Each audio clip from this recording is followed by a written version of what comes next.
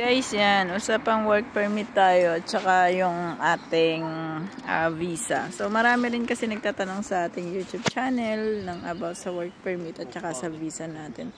So, yung work permit natin guys kasi is binibigay siya sa inyo if ever na nasa ibang bansa kayo. Pero kung nasa sa Pilipinas po kayo, madalas na nare-receive nyo lang na pinipirmahan nyo is yung tinatawag na job offer.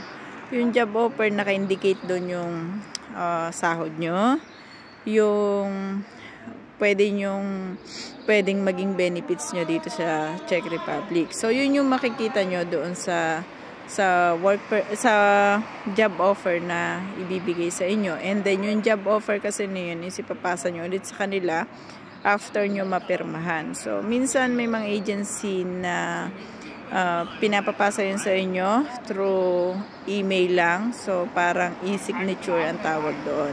At meron din namang iba na pupuntahin kayo sa mismong agency. So, it depends yun. So, isa po yun sa requirements ng ating visa. Once na gusto natin na magpa-visa appointment. So, kailangan yun. Kasi gagamitin nila yun dito, yung job offer na yun. Once na napirmahan nyo, gagamitin nila dito ng inyong magiging employer para makakuha sila ng work permit para sa inyo. And then yung work permit, ibibigay nila yon sa inyong mismong agency. And then itong si agency nyo ay ipapasa kayo para sa inyong visa application. And then sila ang magbi-visa application sa inyo. Kailangan nyo lang i-comply sa mga requirements ng visa application.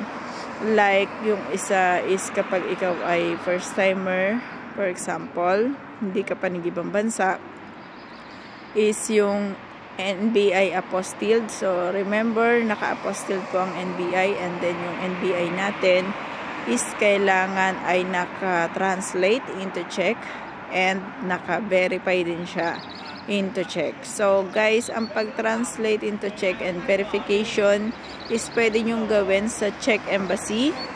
And doon, magbabayad kayo ng, I think, nasa 690. So, hindi ko alam kung tumaas na ngayon, but before is ganon yung presyuhan. So, doon na rin kayo magpa-translate and verification. So, pagpunta nyo doon, mag-email muna kayo. And then, sabihin nyo kung paano magpa-translate and verification. So, kung gusto nyo naman, gusto nyo mag-walk-in, pwede rin kayo mag-walk-in, magtanong kayo doon kung paano gagawin. So, ina-assist naman kayo ng mga personnel na makikita nyo doon sa Czech Embassy. So, sa address ng Czech Embassy naman is pwede nyo siyang makita through Google. So, i-search nyo lang ang Czech Embassy in Philippines. So, makikita nyo siya sa may part siya ng Makati. So, yan yung mga little information na pwede nyo malaman sa ating visa appointment. And then, after that, so, syempre, isa yun sa requirements na mahalaga. Yun nga yung NBI apostilled natin. So, remember guys, ang NBI apostilled muna. And then, ang pagpapa-apostilled niyan guys, kuhan muna kayo ng NBI. And then, pagkakuha nyo ng NBI, saka naman kayo mag-appointment para sa apostilled. So, ang pagpapa-appointment ng apostilled guys is pupunta kayo sa site ng DFA. So, yung DFA po is hindi lahat is nag-apostil. So, meron ako before is I think sa Alabang ako. Pero meron din dyan sa DFA sa Asina. So, may mga DFA din sa Lipa.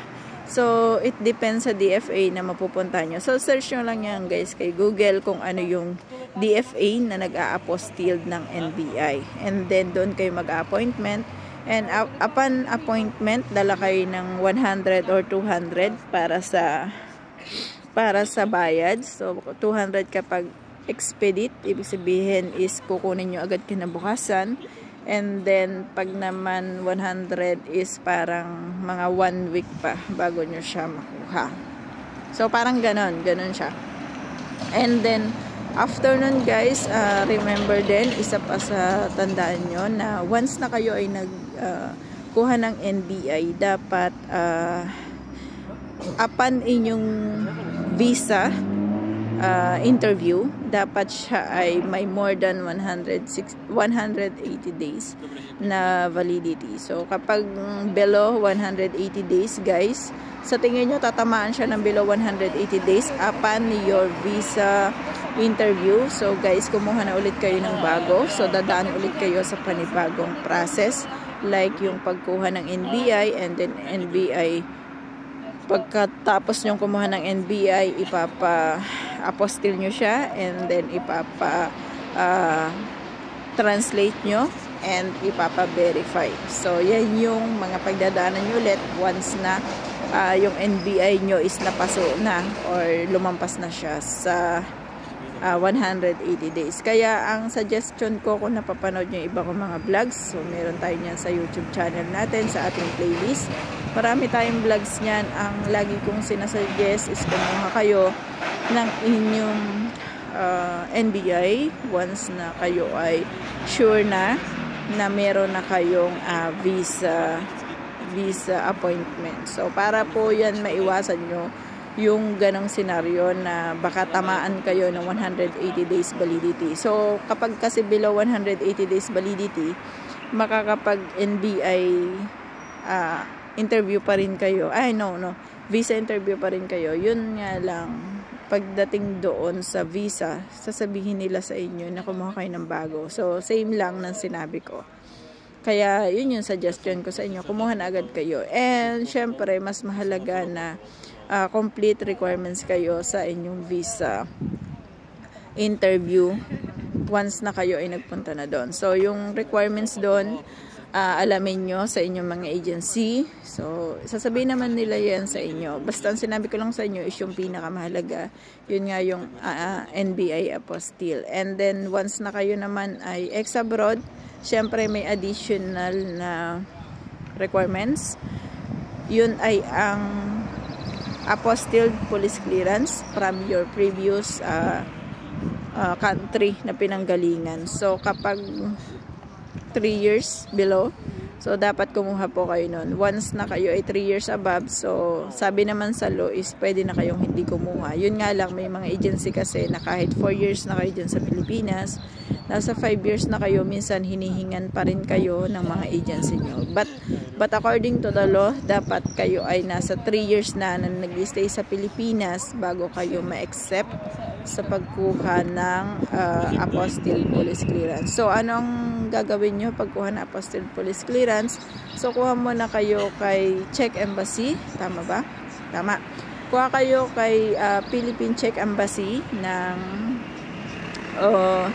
ng papers or letter na nagpapatunay na kayo ay may apply dito, at kailangan nyo ng isang letter at nagsasabi doon sa letter na kayo ay meron ng employer dito at need nyo ang kanilang parang paper na yon. So kailangan nyo yon para lang sa pagkuha ng inyong police clearance. So pagdating kasi doon sa apostille police clearance, for example, galing ako ng Japan, so kumuha ko na apostille police clearance. Pagdating kasi doon, isihingan ako ng proof na ako nga ay papunta ng Czech Republic. So nakadesignated yun sa kung saan bansa kayo pupunta. For example, sa Czech Republic ang punta nyo, parang nakariten siya na para sa Czech Republic lang. And then kung syempre kung Canada ang punta nyo, so sasabihin nyo na sa Canada ang punta nyo. So nakadepende yan sa kung ano yung nakuha nyong letter from sa embassy ng previous company nyo. So yun lamang ang mahalaga na malaman nyo sa pagkuha ng inyong visa appointment and processing dyan sa Pilipinas. So kapag nasa ibang bansa kasi is may work permit kayo na tinatawag. So yan lamang, and have a nice day. Yan. Maraming salamat. Thank you.